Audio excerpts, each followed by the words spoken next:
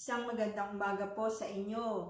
Welcome back to Daily Walking with Jesus to Eternity. Ngayon pong mga susunod na mga araw, ang ating pong pag-uusapan ay ang mga tauhan sa panahon ng Kapaskuhan. Ano ang ating matutunan mula sa kanila? Sila po ay mga tunay na mga tao. Kasi nababasa natin, baka akala po natin ay storybook lamang, kundi sila po ay mga tunay na tao na katulad natin, mga individual na may iba't ibang karanasan nung bago dumating ang panahon ng Kapaskuhan at maging nung araw ng Kapaskuhan, yung pagsilang ng tagapagligtas. Kaya nga po ngayong umaga ay tunghayan natin ang bawat individual na yan at matuto tayo mula sa kanila. At ang ating pong talata ay matatagpuan sa aklat ng Lucas chapter 1 verse 5 to 7. At inaanyayahan ko rin kayo na basahin ninyo ang verse 8 hanggang 25. Hindi na po nating babasahin ng lubusan ang lahat ng mga talata dahil ito po ay mahabang kwento. Okay, ganito po ang nakasulat. Nang si Herodes ang hari ng Judea, may isang saserdote na ang ngalay Zacarias, sa pangkat ni Abias, at mula rin sa lipi ni Aaron ang kanyang asawang si Elizabeth. Kapwa sila kalugod-lugod sa paningin ng Diyos, namuhay ng ayon sa mga utos at tuntunin mula sa Panginoon. Wala silang anak sapagkat baog si Elizabeth at sila'y matanda na. Pagpalain ng Panginoon ang pagkakabasa ng salita niya sa atin sa umagang ito. At katulad nga po ng encouragement ko sa inyo, ay basahin po ninyo ang pagpapatuloy ng kwento ng buhay ni Zacarias at ni Elizabeth. Sino ba sila?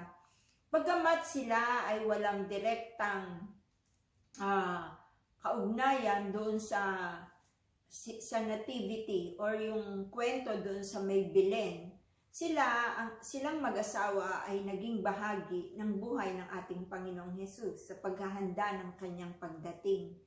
At malalaman natin at matututo tayo mula sa kanila. Sino po si Zacarias at si Elizabeth? Ayon po sa talatang ating binasa, si Zacarias ay isang saserdote at si Elizabeth ay kanyang asawa. Sila ay matanda na at ayon dito sa ating binasa, sila ay walang anak. Nung araw po na si Zacarias ay naka-schedule na siya ang maglilingkod doon sa templo, siya po ay pumasok doon sa templo. At habang naandun siya sa templo, ay nagpakita sa kanya ang anghel. At ang sinabi ng anghel sa kanya ay siya ay magkakaroon ng anak na isang lalaki. Kayo ni Elizabeth ay magkakaanak na isang lalaki at Juan ang ipapangalan mo sa kanya. Ikaw ay matutuwa at magiging maligaya at marami ang magagalak sa kanyang pagsilang sapagkat siya ay magiging dakila sa paningin ng Panginoon. Sabi po, mauna siya sa Panginoon. Taglay niya ang espiritu at kapangyarihan ni Elias upang pagkasunduin ang mga ama at anak at panumbalikin sa daan ng matuwid ang mga suwail. Sa gayon, ipaghahanda niya ng isang bayan ang Panginoon. Ito po ang magiging katungkulan ng anak ni Zacarias at Elizabeth. Ngunit nang sabihin ito ng anghel, pagkatapos sabihin ito ng anghel kay Zacarias, si Zacarias ay nagtanong o nagduda sa pangyayari. Sabi niya, paano mangyayari to? Kami ay matatanda na. At gayon din ang aking asawa. Sabi ng anghel, dahil diyan, ikaw ay mapipipi at hindi ka makapagsalita maliban na lamang isilang na ang iyong anak. Gayon ang nangyari kay Zacarias. Hindi siya makapaniwala na kayang gawin ng Panginoon ang mga bagay na yon. Kaya nga sa madaling salita po, paglabas niya, ang tagal niyan, lumabas. Siguro sandali lang dapat yung gawain. Pero nalaman ng mga tao na si Zacarias ay nakakita ng pangitain. At dahil din doon, pagkaraan ng ilang buwan, si Elizabeth nga po ay nagbuntis. Ang sabi ni Elizabeth, sa verse 25. Ngayon, nilingap ako ng Panginoon, wika ni Elizabeth. Ginawa niya ito upang alisin ang aking kadustaan sa harapan ng mga tao. Ngayon, nakita natin at nalaman natin ang karanasan na naganap sa mag-asawang ito. Ano po ang halimbawa na gusto nila ipakita sa atin? Ito po ay napakaganda na binanggit sa Biblia kung anong uri sila ng mananampalataya. At ang sabi po, kapwa sila kalugod-lugod sa Diyos, namuhay ng ayon sa utos at tuntunin mula sa Panginoon. Ibig sabihin, silang dalawa ay talaga nga pong mga tagasunod, mananampalataya ng Panginoon. Di po ba napakasarap na sabihin na ikaw ay isang taong namuhay ng kalugod-lugod sa Panginoon. Ikaw ay isang taong sumunod sa tuntunin ng Diyos. At kung meron man pong masasabi sa atin, siguro po itong mga bagay na ito, na tayo ay naging mananampalataya na may pag-ibig, may pagsunod, at naging kalugod-lugod sa Diyos ang ating buhay. Gawin po natin to na maging kalugod-lugod din tayo sa harapan ng Panginoon sa paraan na ating ginagawa sa araw-araw. Pangalawa, anong example pa ang makikita natin sa kanila? Sila ay mapanalanginin at isa sa kanila ipinagpe-pray ay ang magkaroon ng anak. Pero inyo po, tumanda na sila na ito ang kanilang ipinapanalangin. At sa kanilang pananalangin, isang araw ay dininig sila ng Panginoon. Dininig ng Diyos ang kanilang panalangin. Siguro, ang dalawang ito ay medyo hopeless na dahil matanda na po sila. At iyon ay kanilang panalangin noong pamang kabataan nila ng pag-aasawa hanggang sa sila ay tumanda na. Iyon ay bahagi na ng kanilang prayers. Ngunit siguro, nung tumanda na po sila, hindi na nila to ipinanalangin. Pero dumating ang isang araw na ang Diyos ay tumugon sa kanilang panalangin. Minsan, meron tayong mga prayer requests na napakatagal na. Idinalangin na natin to sa Panginoon. At kung minsan nga, nakalimutan na natin na yun ay ating pinanalangin. At dumating na lamang ang isang araw na tinugon na ito ng Panginoon. Di po ba napakasarap damhin na malaman na ang Diyos ay tumutugon sa panalangin kahit gaano pa to katagal? Kailangan lamang po ipagtiwala natin yan sa Panginoon sapagkat in His time ay tinutugon ng Diyos ang ating mga panalangin.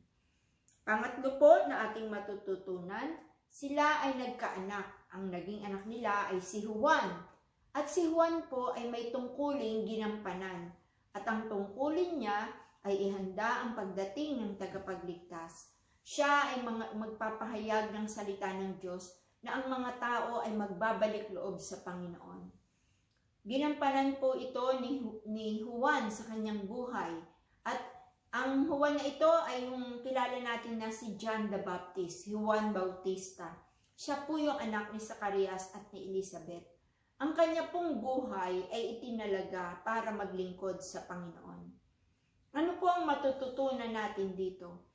Bawat isa po sa atin ay merong plano, layunin at gampanin sa ating buhay kung bakit tayo ay nilikha ng Panginoon. Sa ating mga kakayahan na ibinigay ng Diyos, ito ay magagamit natin sa paglilingkod sa Kanya at paglilingkod sa ating kapwa.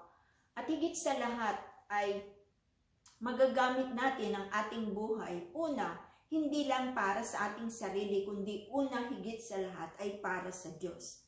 Gamitin mo ang iyong buhay para sa Panginoon. Hindi lahat ay tinawag na maging pastor. Hindi lahat ay tinawag na maging ebanghelista. Pero tayo ay may kanya-kanyang kaloob na ipinagkaloob ng Diyos na magagamit natin sa ating paglilingkod sa Kanya. Makikita rin po natin na ang Diyos ay handa tayong katagpuin sa anumang kalagayan ng ating buhay. Si Elizabeth po, noong mga panahon nila, ang masabing ikaw ay baog ay isang malaking dagok sa isang babae. Sapagkat sa panahon nila, ang maging isang baog ay para bang sinumpa ka. Ikaw ay pinagkaitan ng kakayahan bilang maging isang ina. At ito po ay nadadama ni Elizabeth dahil sa matagal na panahon na ay wala pa rin po silang anak hanggang sa nga sila ay tumanda na. At ngayon ay dumating ang katotohanan na si Elizabeth ay nagbuntis.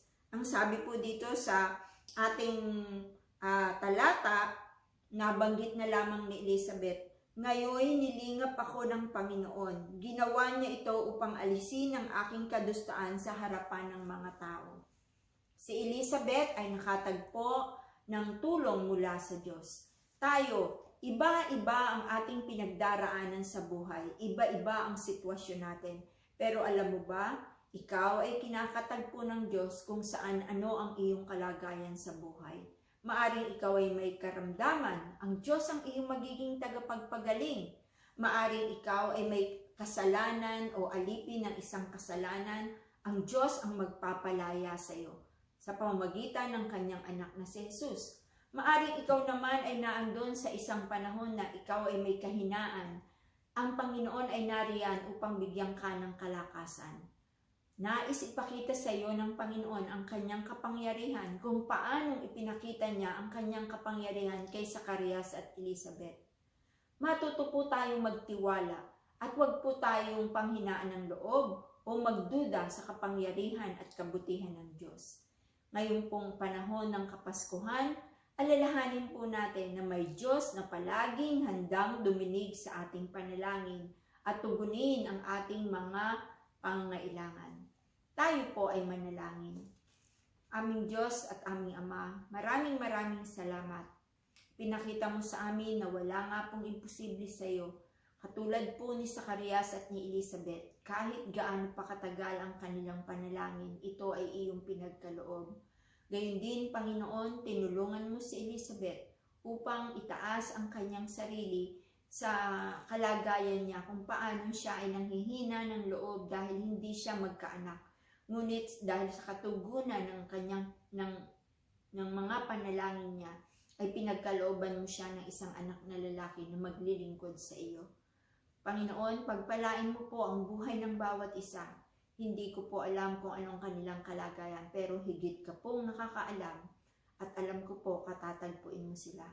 Maraming salamat o Diyos. Ito po ang aking samot dalangin sa pangalan ni Jesus. Amen. Maraming salamat po sa inyo at salamat muli sa paglakad sa pagsama sa Daily Walking with Jesus to Eternity. God bless you po.